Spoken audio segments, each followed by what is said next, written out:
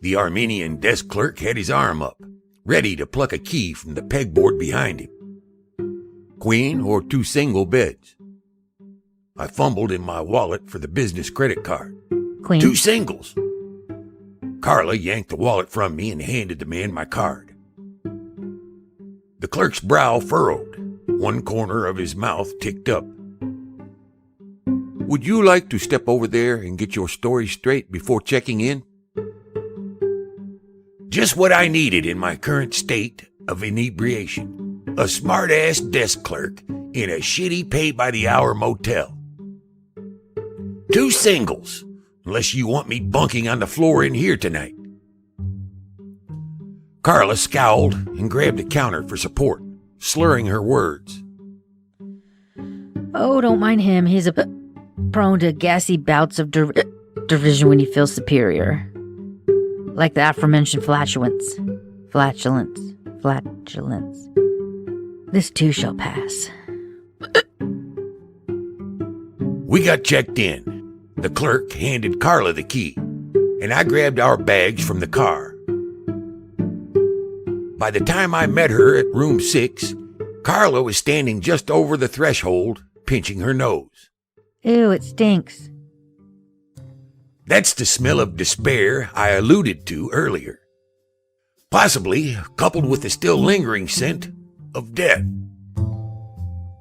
I dumped my bag on one bed and hers on the other, then pulled the half-full bottle of Johnny Walker from under my arm, twisted off the cap, and chugged down most of the contents in one gulp. Ugh. Give me that. Carla grabbed the bottle and finished it off.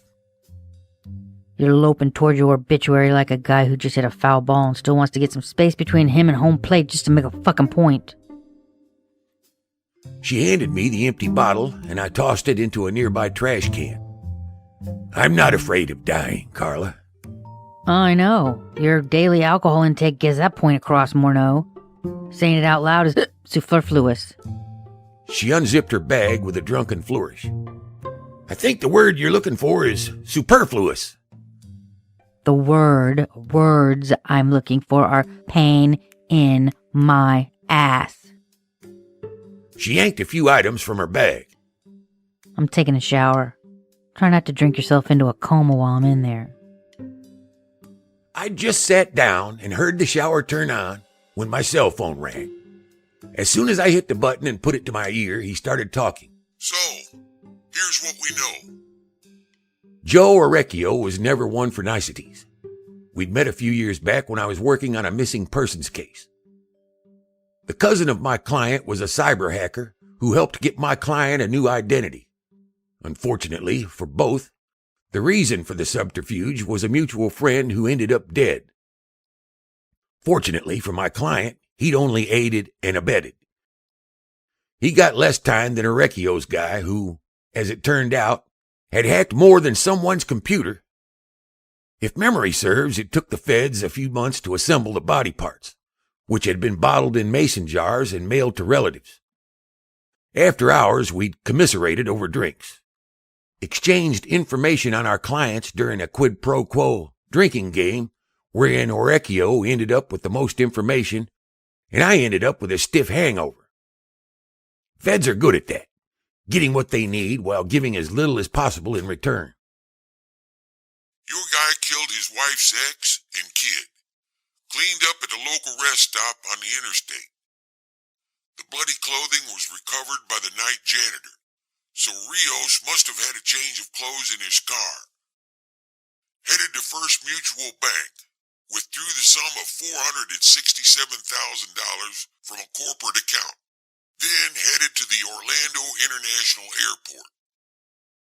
Given the brain trust had just beaten 2 people to death, I assume he didn't think about his phone being a tracking device until he reached the airport. It was found by a tourist, floating in a commode in the airport men's room.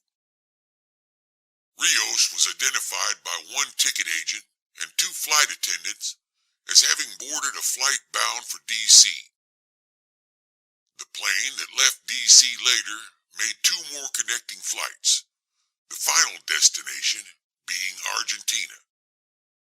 I'll email you the phone and airport records, but that's where the trail gets sketchy. We got there the next day, but in a country like that, with the guy using cash, we lost him pretty quick. I don't think the killings were premeditated. He bought his ticket at the airport and checked no bags. He was wearing what all the witnesses at the airport agreed was golf attire. His shirt had the Bay Hill Golf Course logo. They found his Cadillac in long-term parking, and there was a golf bag in the trunk. Since he golfed twice a week, the bag was probably kept in the car. CSI took some blood evidence from the door handle and center console. Both matched the kid's blood. So he's in Argentina somewhere. That bit of information irritated me to no end. I've never been partial to warm foreign climates where I don't understand the language. But the idea of taking that lengthy a plane ride with Carla surpassed the aforementioned heat and language barrier on my no way in hell list.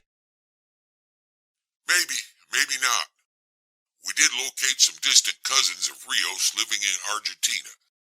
They denied having seen him, and we couldn't find any proof otherwise. But I'm guessing they at least knew he was there. They're under surveillance now, but Rios hasn't shown up. We had a thin lead, basically an eyewitness who said they saw him board a plane bound back for the States a few weeks later. I don't know what the guy is up to, but the flight he was on connected to two other ultimate destinations, Texas and Florida. Because there was a shift change during the first connection, we can't confirm which connecting flight he was on because he wasn't using his own identification and had probably altered his appearance. My guess is Florida. But why would the idiot head back to the scene of the crime? Or at the very least, the state he committed it in? Something he left behind. So he's been off the grid for a good while now. I said this mostly to myself, but Orecchio responded in the affirmative. I thanked him and was just hanging up the phone when Carla clambered out of the bathroom wrapped in a towel, steam billowing out behind her. Stuffy in here. She flopped down on the bed, face down. I opened the hotel room door and let in a burst of cold air. Hey, Grumpy. Sit down. I want to ask you something.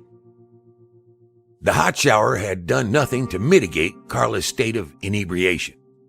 Her words were a slurry blend of loosely enunciated consonants. Go to sleep, Carla. I set the phone down and grabbed another bottle, still trying to process the information I'd just received. Tell me about the hookers. Carla rubbed her face roughly with a hand, then wrapped her arms around a pillow and adjusted herself for comfort. I cracked the seal, thumbing the cap from the bottle as I turned my back to her. I wasn't feeling up to playing her game, even though I knew she hadn't asked out of some prurient need to ingest and judge. Carla is overly curious, like a 2-year-old with a saltier vocabulary. I sat down on the end of my bed and stared through the grimy window into the empty parking lot. I had two choices. I could tell her about my conversation with Orecchio or answer her questions.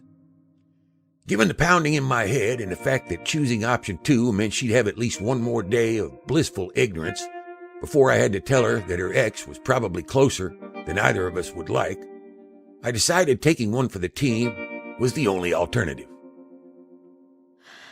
Why the hookers and blow? When I turned around and glared at her, she drowned out a lazy chuckle by burying her face in the pillow. Because Marjorie was gone and I didn't give a hot piss what happened to the husk I was stuck walking the world in. I fucked whatever was within my budgetary constraints after I'd had my fill of alcohol and coke. You'd be amazed at how little a tawdry rub between strangers means when you're not actually present. Like the time I woke up in a room that makes this one look like the Taj Mahal and found the nasty little punch board I'd spent the night with had stolen my wallet and stripped my car, laptop, CDs, GPS. Nasty little punchboard, huh? That's some lovely imagery wrapped around a juicy hunk of misogyny. She lifted her arm and made a half-hearted attempt to motion for me to continue. She left the keys and my driver's license in the front seat, like a good little girl. Stood out in the parking lot laughing my ass off. But at some point I realized I might be getting too comfortable with it all. It's one thing to participate in an honest, ejaculatory transaction. It's another thing to realize you're starting to enjoy the shabbiness of it. When it starts taking all kinds of sordid business to stave off indifference. Self-degradation is an unpleasant addiction, but it's nothing compared to the revelation that you're getting off on someone else's shame. But the deeper I sank, the farther away from my old life I was getting, and I needed to put as much space as I could between what was and not giving a shit. So I stayed drunk for a good long while because the jarring segues from drunk to sober were like being assaulted by a floodlight.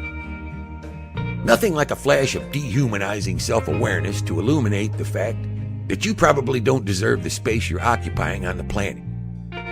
So, if you're going to continue to live, you might want to figure out a way to earn it as painlessly as possible. The irony is, once you get a good look at the space between the shattered parts of yourself, even when you manage to pull it together, all those shards that broke away in the process can't be put back well enough that they don't chip away easier the next time around. I hovered there in silence, the ringing in my ears finally having dulled, thinking about how people are at their most honest when they're not sober.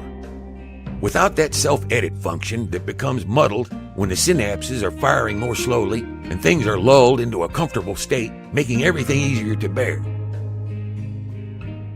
How we all have our personal anesthetics, shit we cling to because it's more comfortable than the alternative.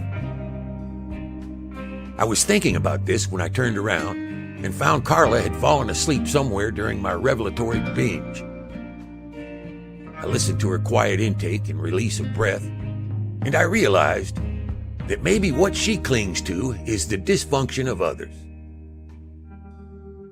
How she can wriggle her way in and somehow make it better, while trying to forget about her own dysfunction. Maybe that's the key to enlightenment, shifting the focus.